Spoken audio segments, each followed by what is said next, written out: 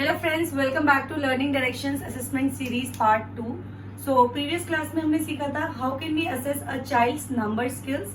हम लोग जैसे सब्जेक्ट मैथ्स लेके चल रहे हैं कि मैथ्स को आप कैसे कैसे असेस कर सकते हो एक बच्चे का। So in our previous class we have assess number skill. Today we are going to do part 2। So after number skills comes computation part. Computation skills. So computation skills include addition, subtraction, multiplication and division. So today we'll discuss addition and subtraction. So computation part के अंदर आता है addition, subtraction, multiplication and division. So when you assess addition, suppose you are assessing कि एक बच्चे को addition आता है या नहीं आता है, so what are the skills you have to check in addition? So first of all आपको बच्चे के vocabulary words check करने हैं. So what is the meaning of addition? क्या बच्चे को total का meaning पता है? क्या बच्चे को sum का meaning पता है? If you say a child put more, does the child is able to understand what is the meaning of put more? So first of all you have to give or you have to check a child's vocabulary.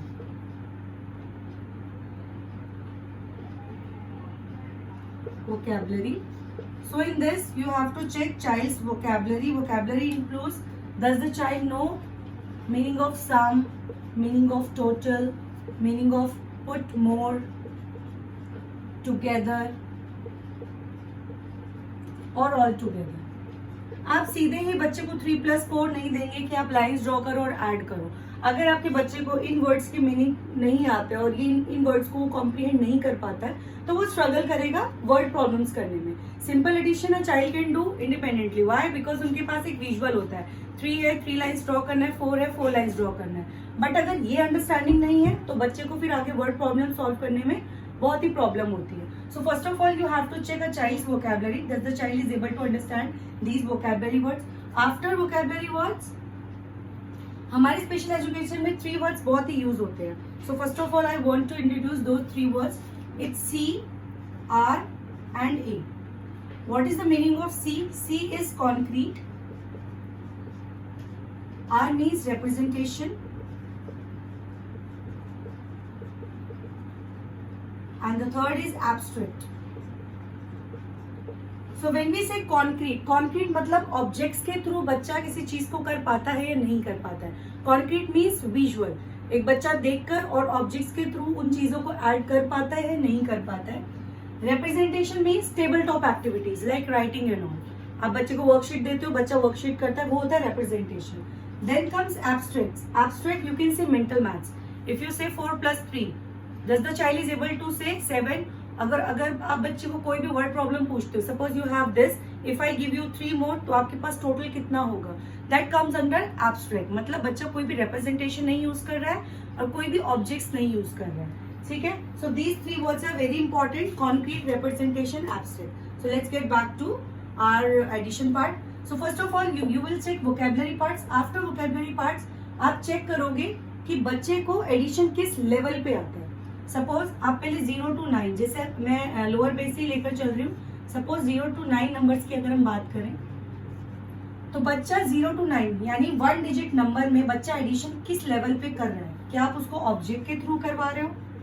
कई बार होता है ना, parents बोलते हैं ma'am objects तो count कर लेता है, बट जब नोटबुक में देते हैं तो बच्चा नहीं करता है। So that is comes under concrete part. After concrete part, representation and at last abstract. तो इस तरीके से आप असेस करोगे बच्चे की 0 to 9 नंबर्स के अंडर एडिशन कि बच्चा अभी कॉन्क्रीट लेवल पे है, रिप्रेजेंटेशन लेवल पे है या एब्स्ट्रैक्ट लेवल पे है। ओके, सो अगर 0 to 9 बच्चे को एडिशन आता है, it means a child has concept of addition. अगर उसके वोकैबुलरी वर्ड्स क्लियर है और 0 to 9 बच्चा एडिशन कर पा रहा है, तो 1 डिजिट के बाद आता है 2 digit number.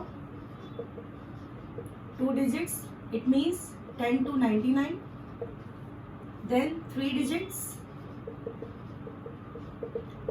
100 to 999, 4 digits and so on 1000 to 9999. अब इन नंबर्स को हम कैसे चेक करेंगे? पेरेंट्स का कहना होता है कि बच्चा सम तो कर पा रहा है बट वर्ड प्रॉब्लम नहीं कर पा रहा है। तो यही चीज आपको यहाँ असेस करनी है कि बच्चा किस लेवल पे है। Once again I want to clear this, हम यहाँ पे बच्चे को सिखा नहीं रहे हैं, बच्चा किस लेवल पे है वो हम असेस कर रहे हैं। तो उसको आप कैसे असेस करोगे? सपोज 2 डिजिट इफ आई से, तो बच्चा विदाउट बोरोइंग कर रहा है उन सम्स को। यहाँ पे हम कॉन्क्रीट रिप्रेजेंटेशन चेक नहीं करेंगे, क्योंकि अगर कॉन्क्रीट एंड रिप्रेजेंटेशन बच्चे का 1 डिजिट में क्लियर है तो उसको यहाँ पे इश्यू नहीं आएगा। ठीक है, सो विदाउट बोरोइंग कर रहा है बच्चा, विद बोरोइंग कर रहा है,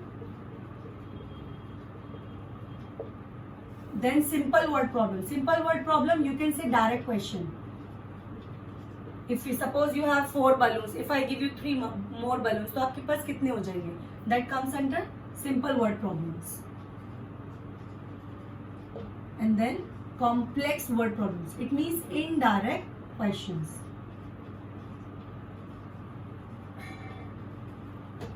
ओके, सो ये आपको चेक करना है कि आपका बच्चा किस लेवल पे है, उसकी नंबर स्किल्स किस लेवल पे है।